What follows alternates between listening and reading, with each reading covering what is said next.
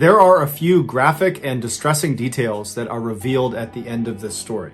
Viewer discretion is advised. But before we get into today's story, if you're a fan of the strange, dark, and mysterious delivered in story format, then you've come to the right place because that's all we do, and we upload 3 or 4 times every week. So if that's of interest to you, please replace the like button's eye drops with Egyptian fox urine. Also, please subscribe to our channel and turn on all notifications so you don't miss any of our weekly uploads. All right, let's get into today's story.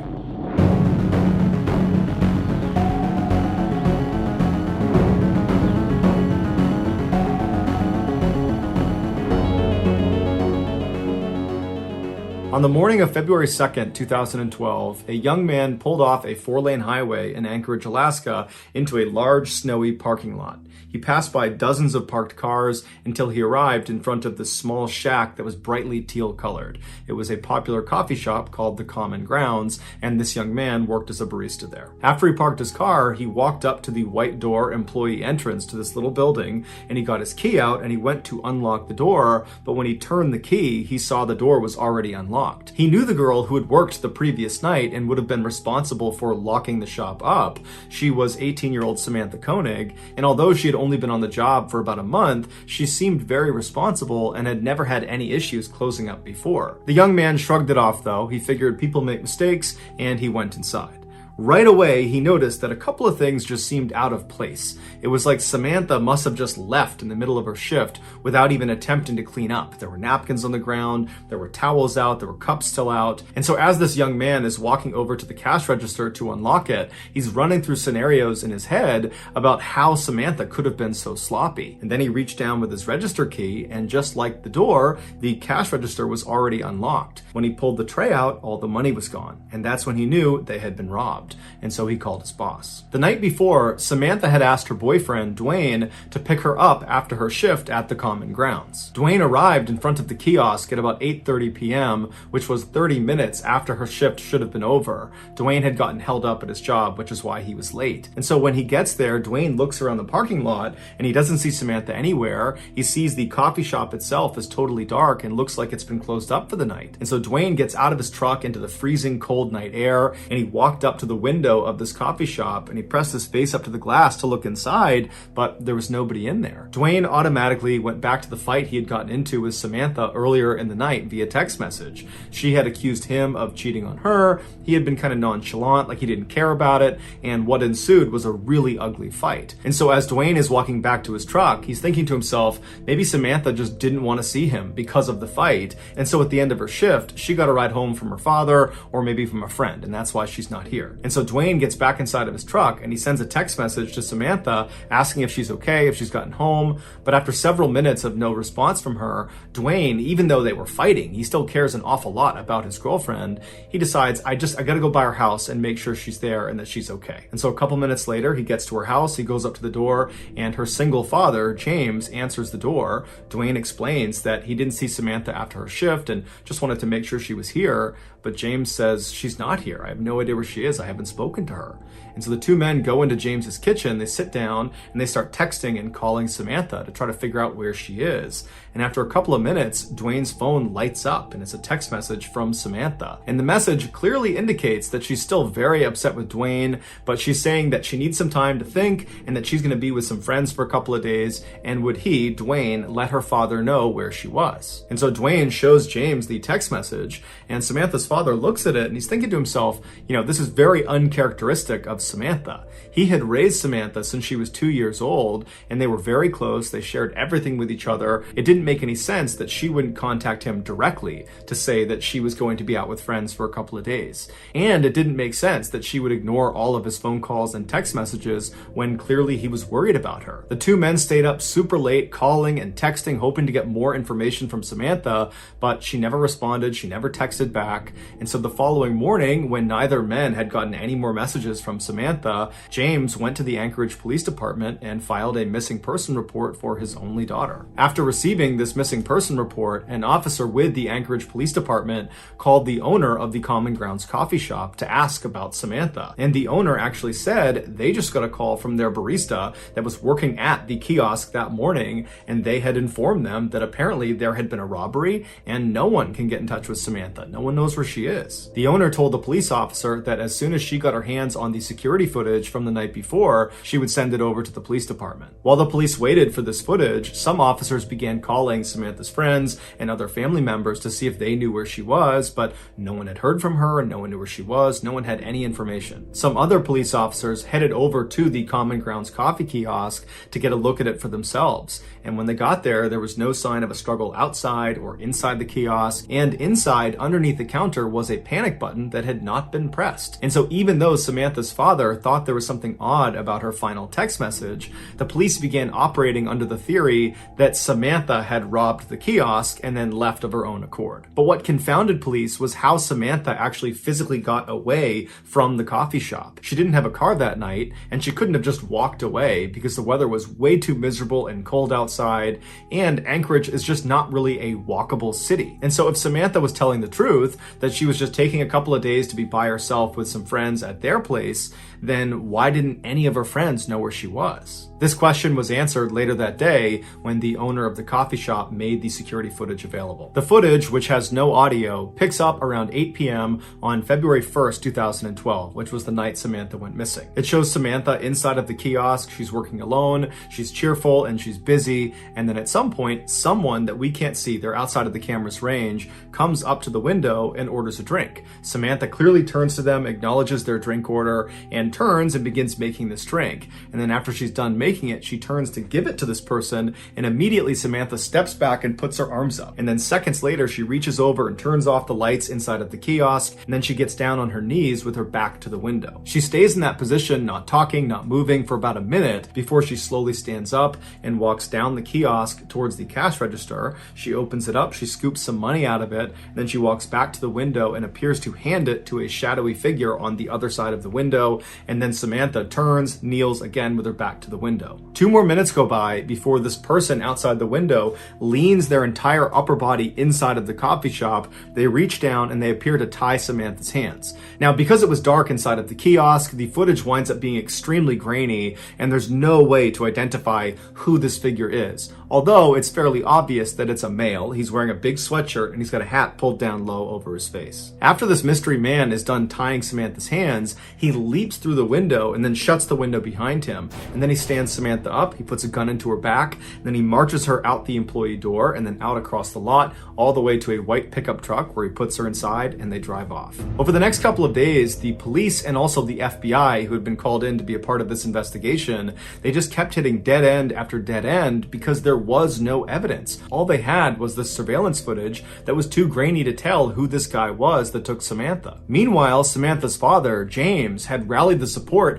of nearly all 300,000 people that lived in Anchorage to go out and look for his daughter. His efforts were so profound, it had attracted major news outlets across the country, and suddenly his daughter's story had grabbed national headlines everywhere. This led to strangers donating thousands of dollars to fund a reward for anybody that had information about Samantha's whereabouts. But despite this reward growing in size every single day, and the national news media becoming increasingly more interested in this case, no one came forward with useful information that led to developments in this case, and Samantha never got in touch with Dwayne or her father. Then on February 24th, so 3 weeks after Samantha's gone missing and no one's heard from her, Dwayne got a text message from Samantha's phone, and it was directing him to a particular sign inside of a nearby public park. And so Dwayne and James read this text, they shared it with the police department, and then they raced to this park and actually beat the police there by about 15 minutes. And so Dwayne and James, they walk through the gates and they start walking down this main trail, and they stop in front of this sign. It was actually a bulletin board, and tacked on the bulletin board was a Ziploc bag inside of which was a typed ransom note, and on the ransom note, literally Xeroxed onto it, was a black and white photo of Samantha. And in this photo, Samantha looks kind of dazed, like she's got a blank expression, and she's not really looking at the camera, she's looking just to the side of the camera. And then in this picture, a man is holding a copy of the Anchorage Daily News newspaper that's dated February 13th, 2012. This was a proof of life photo where Samantha's captor was holding up that newspaper to indicate that Samantha was alive as of February 13th. And so to everybody involved in this case, including Samantha's father, even though this is still not a good situation at all, it was kind of a relief relief to know that at least as of last week, Samantha was alive. As for the demands of this ransom note, James was told to deposit $30,000 into his daughter's account immediately, and if he did that, she would be released 6 months later. As advised by the FBI, James deposited a portion of the ransom money into his daughter's account, and then the FBI just waited and watched, because they knew if anyone tried to withdraw money from that account, they could track where the card was. A few days later, 3 separate withdrawals were made within Anchorage, but each time the FBI got a notification about one of these withdrawals, they would rush to the scene, and whoever it was that had tried to make this withdrawal was long gone. When they pulled the security footage from these 3 different ATMs, the person that was making these withdrawals was a man wearing a ski mask and big sunglasses, so they had no way to identify him. After these withdrawals, the account went silent for over a week, and in that time, there was no word from Samantha. Then on March 7th, more withdrawals were made, but they were in Arizona, and then New Mexico, and then in Texas. Again, authorities would rush to these ATMs, but they would get there right after the masked man with sunglasses had just left. But there was a break this time. In one of these surveillance videos from one of the Texas ATMs, they spotted the car this guy was getting into before he left. And it was a small sedan, it was a white Ford Focus, and they saw him leave going east on a Texas highway. And so authorities in Texas were told to look out for this particular car in this part of Texas. And sure enough, on March 13th, a Texas patrolman spotted the car sitting in a hotel parking lot. He waited nearby until a man in his 30s walked out of one of the hotel rooms, walked down and got inside the car, and then this patrolman just kind of followed him and looked for any reason to pull him over. And as he had his radar gun on this guy, he noticed he was going 2 miles per hour above the speed limit, and so he pulled him over. The patrolman got out, he walked up to the driver's side window, the window was already down, the man was very calm. The patrolman asked him for his license, and the guy handed him an Alaskan license. His name was Israel Keys, he was 34 years old, and he lived in Anchorage. The patrolman knew this was the guy. He called in backup, and before long they were searching Keys' car, and in the trunk they found a ski mask along with other clothes that matched the description of the guy who was making withdrawals from these different ATMs. They also found a gun, as well as Samantha's cell phone and debit card. After Keys was arrested and was brought into custody, he denied having any involvement with Samantha's disappearance. But after being presented with the overwhelming evidence that suggested otherwise, he caved and said yes, he would tell them the full story of what happened to Samantha, but they had to get him an Americano coffee, a peanut butter Snickers, and a cigar. Once he had said items, he began to speak.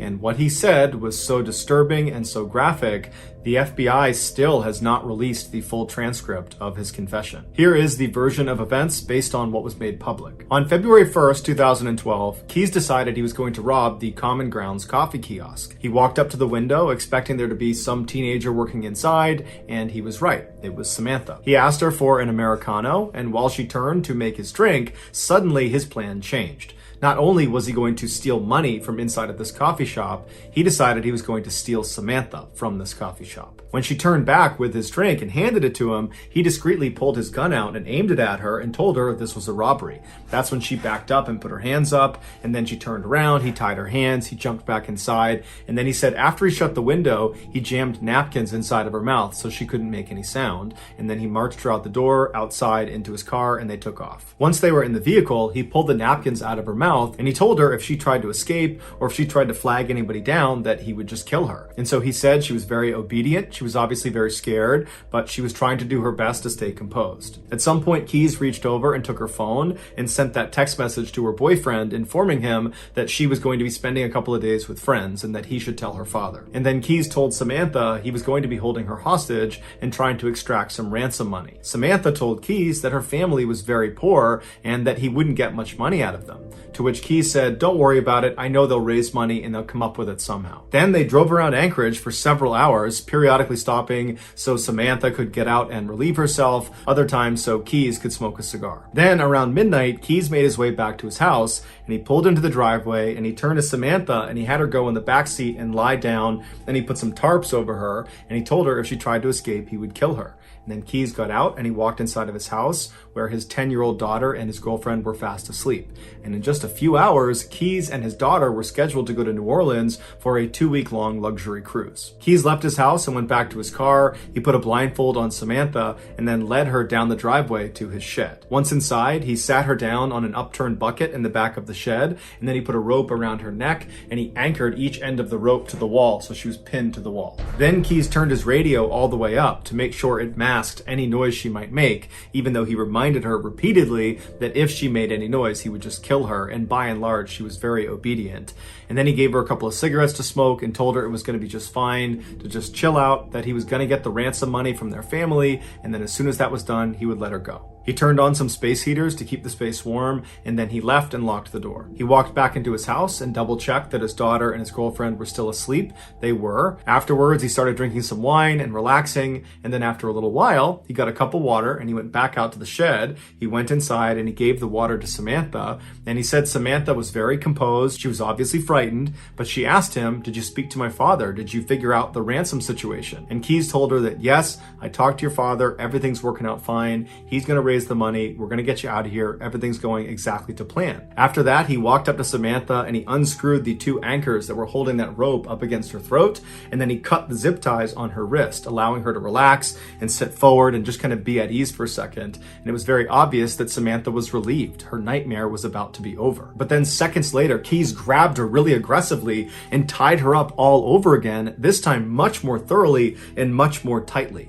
It had been a cruel trick. When he cut her handcuffs and undid her necktie, he just wanted to see what she would do if she thought she was being let go. When in reality, he was never going to let her go. There was no ransom. He had not spoken to her father. It was all a big lie. Keyes told investigators that as he was tying her up for that second time, he looked at her face and she had this look of total resignation. He said she knew what was about to happen to her. After Keyes tied her up, he left the shed and locked it behind him. He went inside to check one more time to make sure his 10-year-old daughter and his girlfriend were still asleep. When they were, he went back to the shed, he opened it up, he went inside, and this time when he stepped inside, it smelled like urine and sweat, and he looked down at Samantha and she was terrified. He walked up to her and he began to assault her, and then after he was done, he was standing over her getting his clothes back on, and Samantha very stoically looks up at him and says, "Are you going to kill me?" And he says, "Yes, I am." As he put on his leather gloves, she tried to talk him out of it,